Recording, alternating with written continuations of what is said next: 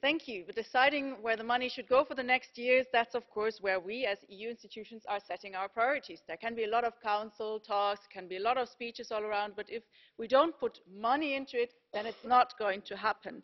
And that's why we also need to have a real reality check here. Do we really mean what we say? And do we really mean what we sign? Because everyone wanted to be on the photo at the Paris climate change agreement. Everyone wanted to be on it when it was signed. But whether we save the planet for ourselves and for future generations, that's not decided by selfies. It's decided by who is doing what and when. And the budget of the EU, our budget, must show that there is a clear commitment to saving this planet. So I'm happy to see that more money will be put into climate-related issues. But if we're ending up at 25%, that's certainly a step in the right direction. But it's a very small step. We should actually be at 50% spending on climate change-related issues. And what is true for climate change certainly is also true for the development goals. Also there we all signed and we all proclaimed. And we all claim to agree that we need to do something to remove the reasons for why people have to flee their homes. But that means working against poverty worldwide. And if we don't spend at least 0.7% of our GNI on sustainable development following very clear criteria, then we're failing the global community and we're also betraying our own pious Sunday speeches. What kind of future do we want to see for the European Union? That is where the money should go to. So social policies, youth programs, research, and also farming that is good for people and the planet. And all this money spent needs to also be spent well.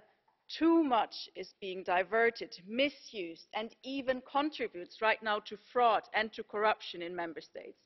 The EU citizens need to know that every euro spent has an added value and delivers results.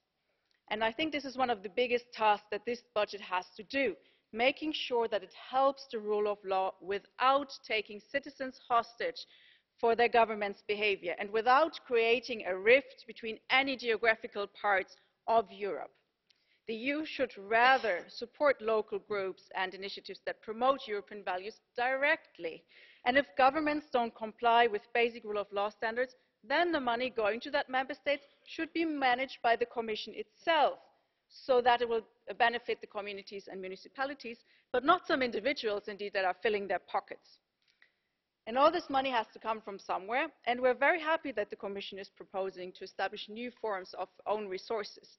And we very much agree for your ideas for that. Common corporate tax base, emission trading system benefiting the EU budget, and a plastic tax. Of course, we would have also more ideas for that.